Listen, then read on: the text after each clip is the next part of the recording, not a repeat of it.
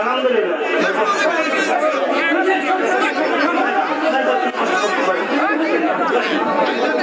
আলহামদুলিল্লাহ সম্মানিত ভাইরা হবে আমরা কোথায় পয়সা খরচ করে তাকে টাকা ছাড়া মানুষ আসে না কিসের আলেম তারা ওইভাবে বলতে হবে সকালবেলা টাকা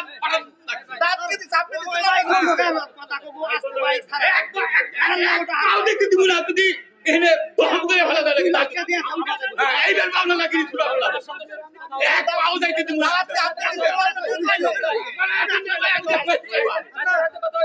না কম দেওয়া যায় আমি দেখুন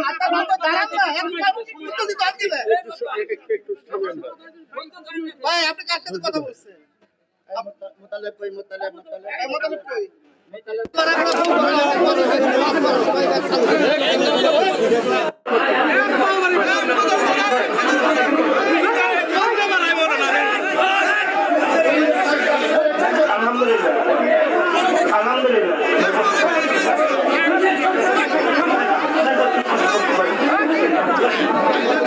আলহামদুলিল্লাহ সম্মানিত ভাইরা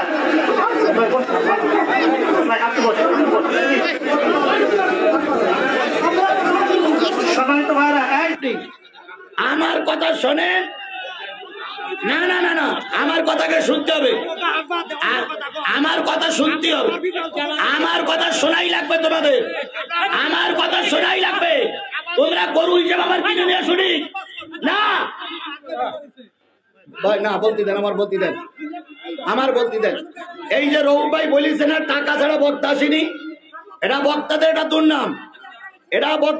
দুর্নাম আমি টাকা নিয়ে আসিনি কথা ভুল কথা আমি টাকা না না রাখেন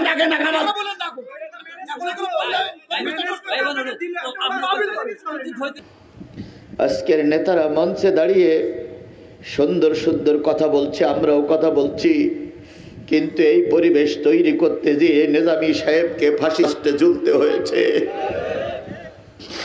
এই পরিবেশ তৈরি করতে গিয়ে কাদের মোল্লার মতন সুযোগ্য একজন রাজনীতিবিদকে ফাঁসিতে ঝুলতে হয়েছে এই সুন্দর পরিবেশ তৈরি করতে গিয়ে আলী হাসান মোহাম্মদ মুজাহিদকে ফাঁসিতে ঝুলতে হয়েছে এই পরিবেশ তৈরি করতে গিয়ে আল্লামা সাঈদীকে 13 বছর জেল কাটতে হয়েছে এই পরিবেশ তৈরি করতে গিয়ে আল্লামা সাঈদীকে বিষ প্রয়োগ করে বেড়ে দিয়েছে ওরাই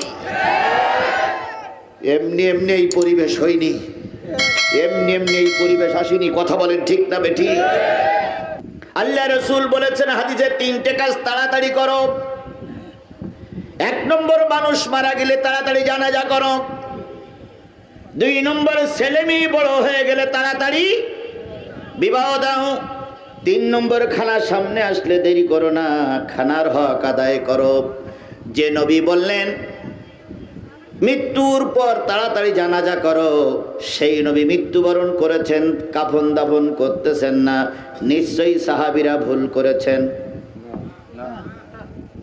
কথা বোঝেন আমার নবীকে সামনে রেখে নেতা নির্বাচনের প্রক্রিয়া শুরু হলো প্রথম দিন গেল নেতা নির্বাচনের কাজ শেষ করা গেল না দ্বিতীয় দিন গেল নেতা নির্বাচনের কাজ শেষ হলো না আবু বকর ওমর ওসমান আলী সবাই বজ্র কণ্ঠে বললেন যতক্ষণ পর্যন্ত পরবর্তী নেতা নির্বাচন না হবে ততক্ষণ রাসূলকে কবরে রাখা যাবে না কারণ রাসূলকে যদি কবরে রাখা হয় নেতা নির্বাচন করতে গিয়ে ক্যাসাল হবে দেশে অশান্তি আসবে মুসলমানরা দ্বিধা বিভক্ত হয়ে যাবে ভাগাভাগি হয়ে যাবে তাহলে নবীকে 2.5 থেকে 3 দিন দুনিয়ায় রাখা হলো মৃত্যুর পর কিসের জন্য নেতা নির্বাচন করার জন্য আজকে আওয়ামী লীগের ভাইরা বিএনপির ভাইরা জামাতের ভাইরা এখানে আছেন তাহলে নেতা নির্বাচন করা কত বড় গুরুত্ব চিন্তা করেন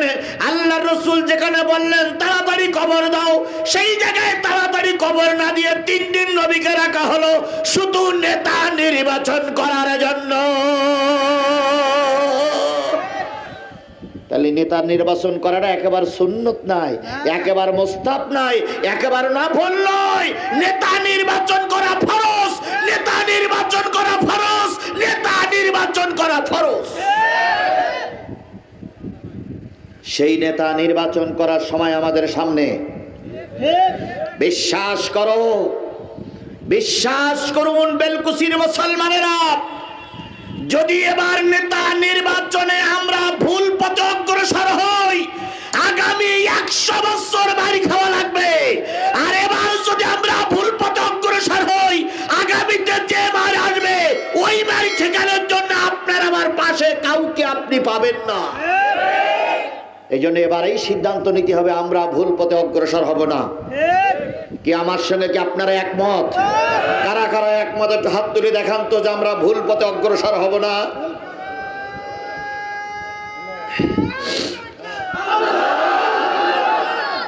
আল্লাহ এই হাতগুলোর ইসলামের জন্য কবুল করুক, সকলে মিলে বলুন আমিন। আর জোরে বলেন আমিন। তাহলে 3 দিন পরে আল্লাহ রসুলের দাফন কাফন করা হলো। নবীজির আনুষ্ঠানিকভাবে কোনো জানাজা হয়নি, কারণ জানাজা পড়ানোর মতন তখন কোনো ইমাম ছিল না। ও আমার ভাই, তাহলে নেতা নির্বাচন করা যদি এত বাধ্যতামূলক হয়, যে রসুল শিখাইয়ে গেছেন সেই রসুলের নামে দুরূদ আর সালাম সাল্লাল্লাহু আলাইহি ওয়াসাল্লাম। বন্ধুগণ, আমি আপনাদের সামনে তেলাওয়াত করেছি সূরা মুজাদালা। কোন সূরা? সবাই মিলে বলুন কোন সূরা? 28 নম্বর পারার সূরা মুজাদালা। মুজাদালার 14, 15, 16, 17 কয়টা আয়াত? 14, 15, 16, 17 কয়টা আয়াত? 4টা আয়াত। আর সূরা নেসার 51, 52, 53, তাহলে 4 আর 3 কয়টা? এই 7টা আয়াত আমি আপনাদের সামনে তেলাওয়াত করে এর থেকে বুঝাবো 7 শ্রেণীর মানুষের পরে আল্লাহর লানত। কয় শ্রেণী? সবাই মিলে বলুন কয় শ্রেণী?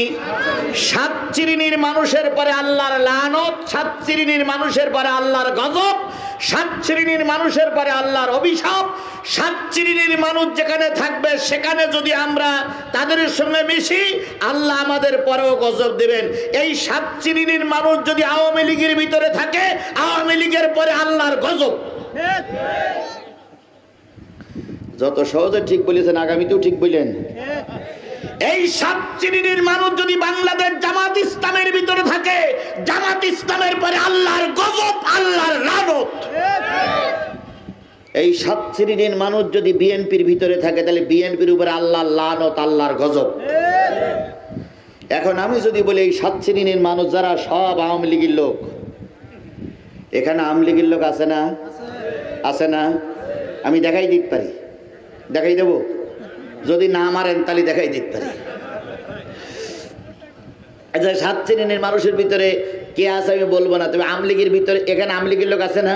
আচ্ছা, যারা যারা আওয়ামী লীগ করতেন তারা তারা একটু হাত তোলেন তো।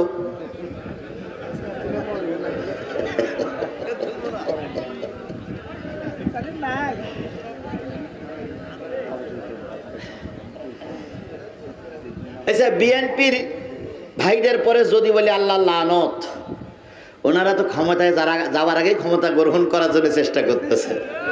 এখন শুধু বলতেছে ভোট দাও যাবো, ভোট দাও যাবো। যান আপনারা, আমরা বাধা দিচ্ছি না। এখন যদি বলি বিএনপির ভাইদের পরে আল্লাহ লানত, তাহলে আমি কি এই বেলকুচির এরিয়া পার হতে পারবো বলে মনে হয়? তার আগে ওরা আমার ধরে ফেলবে না? ধরে ফেলবে। যদি সত্যিকার বলি জামাত ইসলামের পরে আল্লাহর লানত, জামাত ইসলামের নেতা কর্মী মঞ্চে ভরা, আমার গাড়ির স্টার্ট হবে বলে মনে হয় না। তার আগেই আমাকে কট হয়ে যেতে হওয়া লাগতে পারে। এই জন্য আমি কাউকে দোষারোপ করব না। উত্তরটা নেব কার কাছ থেকে? আরো জোরে বলেন কার কাছ থেকে? তবে কোরআন দিয়ে যদি আলোচনা করি, কারোর গায়ে লাগবে, কারোর ক্ষতি হবে, তাহলে আমি 7টা পয়েন্টের আলোচনা করব ইনশাল্লাহ। আপনারা কি শেষ মোনাজাত পর্যন্ত শুনে এই 7টা কথা শুনে সিদ্ধান্ত নিয়ে বাড়ি যেতে রাজি আছেন? কারা কারা রাজি আছেন কোরআনের এই 7টা পয়েন্ট শুনতে? হাত তুলে দেখান। আল্লাহ তুমি হাতগুলোরে কবুল করে নাও। জোরে একটা তাকবীর দিবেন, নারায়ে তাকবীর। আরো জোরে নারায়ে তাকবীর। আল্লাহ আমার এই হাতগুলোরে, আমাদের হাতগুলোরে কবুল করুক, সকলে বলুন আমিন। হাত তুলে কারে দেখালাম? আল্লাহ কি দেখেছে? কি কই দেখবে? মাথার উপর তো সামিয়ানা, এর বড় আল্লাহ দেখতে পায়।